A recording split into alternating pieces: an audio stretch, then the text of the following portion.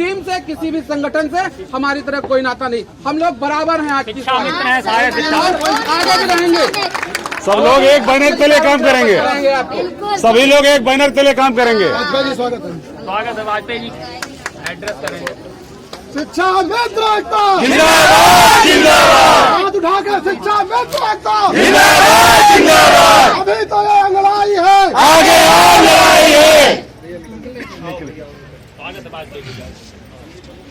यहाँ बीएसए कार्यालय में उपस्थित सभी शिक्षा में साथियों, भाइयों और बहनों, आज एक बार पुनः माननीय सुप्रीम कोर्ट के न्यायालय द्वारा लिए गए निर्णय से पीड़ित होकर के हम एक बार पुनः इस प्रांगण में एकत्रित हुए हैं। आज हमारे जीवन और मरण का प्रश्न है। माननीय सुप्रीम कोर्ट के द्वारा पता नहीं किन वजहों से, चूंकि हम में से कई लोग माननीय सुप्रीम कोर्ट में सुनवाई के दौरान उपस्थित रहे, पक्ष और विपक्ष के तर्क हमारे संज्ञान में रहे और माननीय सुप्रीम कोर्ट के द्वारा भी बीच बीच में बहस के दौरान यह तर्क दिए जाते रहे कि नहीं, इन्होंने जो इतने दिन सेवा की है, क्या उसके लिए भी इनको किसी पढ़ाई की जरूरत है। माननीय सुप्रीम कोर्ट के द्वारा स्वयं कहा गया, माननीय सुप्रीम कोर्ट के द्वारा स्वयं कहा गया कि क्या शिक्षा मित्रों की अब भी कोई परीक्षा लिया जाना बाकी है। माननीय सुप्रीम कोर्ट के द्वारा कहा गया कि क्या अभी भी शिक्षा मित्रों को और भी कोई पढ़ाई करके, कोई और परीक्षा दे करके, कोई और डिग्री हासिल करके उसके बाद सेवा में आना पड़ेगा। क्या इनके अनुभव का कोई मूल्य नहीं है। सब कुछ कहा गया, सारे तर्क दिए गए। उसके बावजूद हमारे द्वारा किए गए कार्यों को नकारते हुए माननीय सुप्रीम कोर्ट के द्वारा पता नहीं किन तर्कों के आधार पर हमारे समायोजन को रद्द किया गया। यह समझ से परे है। माननीय सुप्रीम कोर्ट ने एक निर्णय दिया कि 72,825 के मामले में जो मेरिट पे आधार पर नियुक्ति हुई है, यद्यपि वो गलत है, फिर भी इसलिए लागू की जाती है क्योंकि उस पर भर्ती माननीय सुप्रीम कोर्ट के द्वारा कराई गई थी। क्या केवल माननीय सुप्रीम कोर्ट ने एक गलत भर्ती करा दी थी इसलिए उसको वैध ठहराया गया, और एक वैध भर्ती को केवल इसलिए गलत ठहरा दिया गया कि उसके कोई उचित आधार उनको नजर नहीं आया, जबकि उनको आधार दिए गए। सारे शिक्षा मित्रों के बारे में पंचायत अधिनियम लागू होता है, उस पर बताया गया। हमारी शैक्षिक योग्यता पर टिप्पणी उठाई गई, उस पर सफाई दी गई कि नहीं, इनकी शैक्षिक योग्यता जो इंटर है वो एनसीटी के निर्देशों के अनुसार है, और उसके अलावा भी नियमित केवल उन्हें किया गया है जो स्नातक हैं। कहीं से भी हम योग्यता को बाधित नहीं करते हैं। बावजूद इसके माननीय सुप्रीम कोर्ट के द्वारा निर्ममता पूर्वक हमारे हक और अधिकार को कुचला गया है। यद्यपि ये मेरी बात हो सकता है कि सुप्रीम कोर्ट मानी जाए, लेकिन अगर मानी जाती है तो मैं तैयार हूं। आप मानिए, आप खुदा नहीं है, आप भी इंसान हैं, आपसे भी गलती हो सकती है। आपने भी गलती की, आपने भी गलती की होगी, आपने भी कहीं चूक की होगी। हो सकता है किसी चीज को देखने में, किसी चीज को समझने में आपसे छूट गए हो, कोई चीज चूक हो गई हो। आप दोबारा उस पर विचार करिए और दोबारा देखिए कि कहीं 1,72,000 के समूह के साथ कोई ऐसा कार्य तो नहीं होने जा रहा है कि जो अंत में इतिहास में लोगों को रोना पड़े।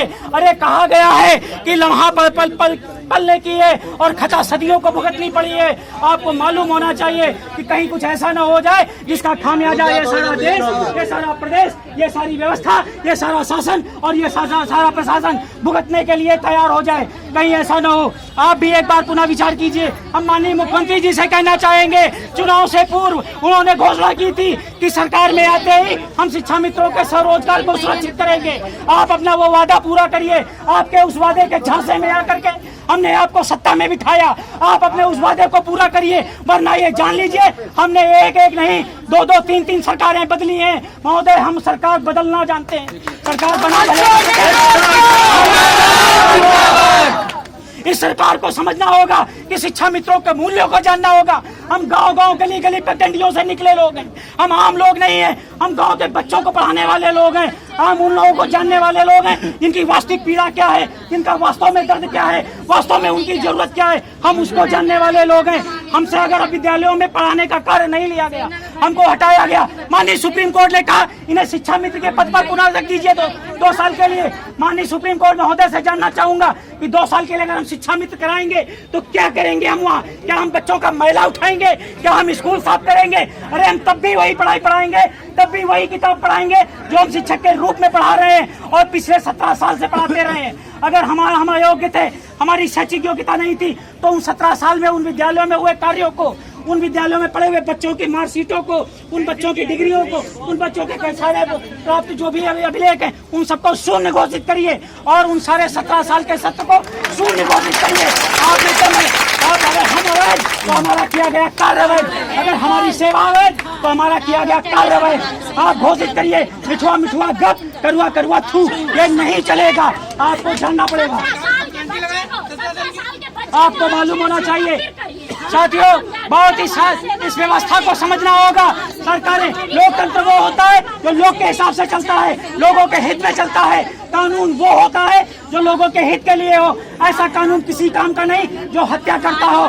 महोदय, आप जान लीजिए, शिक्षा मित्रों की आपने हत्या की है, आर्थिक हत्या की है, सामाजिक हत्या की है, आपने मानसिक हत्या की है, आपने उनकी राजनीतिक हत्या की है और इसके लिए आप हत्या के द्रोही हैं। आप पर हत्या का मुकदमा चलना चाहिए।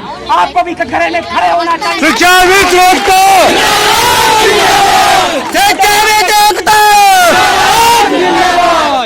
महोदय, आपको जानना होगा, अगर शिक्षा मित्रों की आवाज नहीं सुनी गई तो इस बीएसए ऑफिस के प्रांगण से ऐलान करता हूँ कि अगर शिक्षा मित्रों के हित का हनन हुआ तो खून बहेगा सड़कों पर।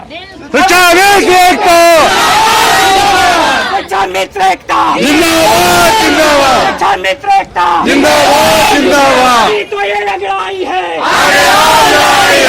लड़ाई है, तो ये लड़ाई है।